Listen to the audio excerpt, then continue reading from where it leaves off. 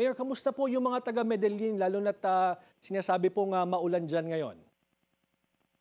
Ah, Naturoma yung taga Medellin po, George, Mhm. dahil sa nangyari sa amin. Oh. Kamusta ho yung kalagayan nila? Saan ho sila nagsistay ngayon? Actually, yung iba kasi natatakot bumalik sa bahay nila no dahil sa malalakas din yung mga aftershock. Mhm. Yung mga tao nasa tabi ng daan, but kanina nagpunta dito yung taga DPWH at taga DSWD. Naggawa sila ng yung tent city. Mhm. Tent city para matulugan sa mga tao na hindi muna babalik sa bahay nila. Pero hindi pa natatapos. Aha. Ilan daw po, Mayor, yung kasya dyan sa tent city na ginagawa sa bayan ninyo? They are planning to put up, what I heard is mga 50 units lang yata. Aha. Pero hindi magkasya yun dahil marami ang ayaw muna bumalik sa bahay nila eh. Oo nga po, Mayor. So anong plano po? Kung 50 lang ang itatayong mga tent doon, saan naman po pupunta yung mga, I'm sure, napakarami nyo pong mga residente dyan na walang matulugan sa ngayon? Yan ang kinatakutan ko, George, kasi paano namin ma-control yung gustong pumunta doon sa Tin City. Mhm. Kung matatapos yung 50 o 100 ba. Kasi marami pa ang hindi bumabalik sa bahay nila. Mhm. Kaya ngayon, for the meantime, binibigyan muna namin ng mga tent yung nasa tabi ng daan. Opo. Yung mga canvas, yung trapal ba yun? Yun. Pansamantala ay may magagamit sila. Pansamantala. Oho. Yes, Pero sa ngayon po, kailangan nyo pa ng mas maraming tent. Tama ho ba? Oo, kasi marami pang tao na nasa labas eh. Mhm. Buti na lang hindi umuulan. Sa ngayon, hindi po umuulan. Pero problema yan Hindi kapag pa. umulan. Yun ang problema. Oho. Yun ang problema. Ay yung mga relief Kaya nga, goods naman po, kamusta ho? Dumarating ho ba dyan sa inyong bayan? At sumasapat yes. ba? So far, we are proud to say na kami ang pinakamabilis na nag-distribute ngayon ng mga relief goods. Mhm. Yes, so. Ay magandang balita naman po yun at lalo na't maraming pangangailangan yung inyong mga kababayan. Pero na-forecast na po ba? Sinabi ho ba sa inyo kung hanggang kailan dapat magtagal yung mga kababayan nyo sa evacuation center or sa tent city na tinatayo? Wala po, walang forecast yan eh. Mhm. Lalo na ngayon na hindi pa humihinto yung aftershock. Mhm. Yun, tapos hindi pa naayos yung mga water refilling station. Isira pa. Mhm. Yun ang problema namin. Wala pa kaming clear time na hanggang kailan ito. Opo. Kamusta ho yung, dinalaw po kayo ni Vice President Sara Duterte dyan, ano? Kamusta ho yung pakikipag-usap nyo sa kanya? Okay naman po.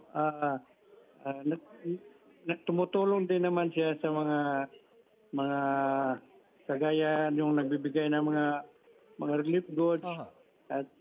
at cash sa mga yung nangangailangan, ganoon po. Mhm. May mga ipinangako po ba siya sa inyo dyan sa Medellin?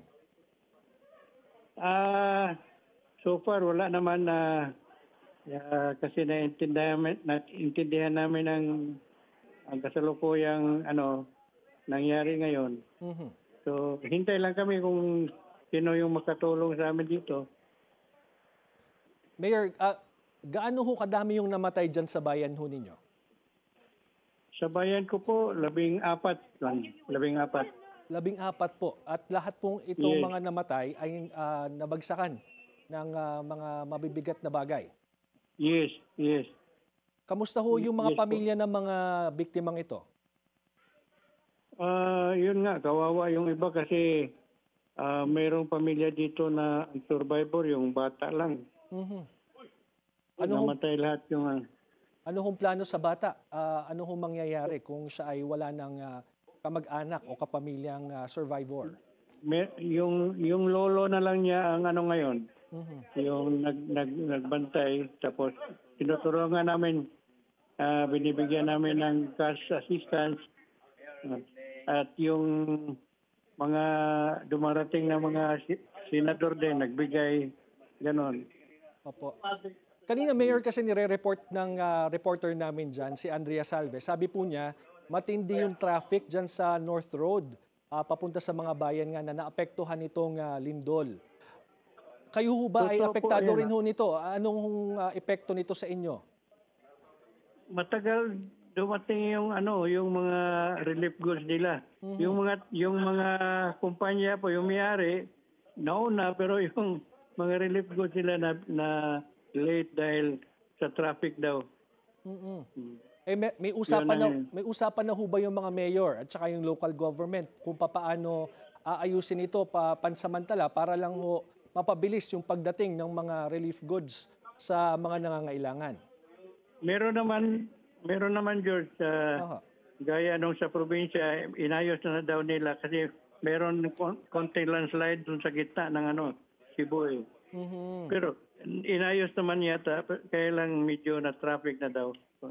Mayor, sa ngayon, ito po yung pagkakataon ninyo. Ano pa ba yung mga pangangailangan sa inyong lugar na mga kababayan ninyo na siguro ay maaaring matugunan at mabigyan pa ng tulong? Kagaya nung sinasabi ko nung ibang araw na nag-interview sa akin, Mhm. ganon din yung food and water ang talagang kailangan muna. Yun. Yung supply ho ng tubig ninyo, sabi nyo kanina, may problema? Nasisira kasi yung Oo. apat na malalaking water tanks ang bumagsak dito sa amin. Kaya medyo mahirapan kami sa distribution. Hanggat maayos yung tangke, pwede na yun. Pero meron mga dumating po ba dyan na mga tulong pagdating sa tubig, yung pwedeng maglinis, mga water purifying equipment para ho makapag-distribute kayo ng malinis na tubig? Marami po, maraming nagbibigay. Umabot ka dito yung Lapu-Lapu, Toledo, yung Cebu City na ng mga fire truck, naghatid ng mga tubig, gano'n po. Okay, sige po.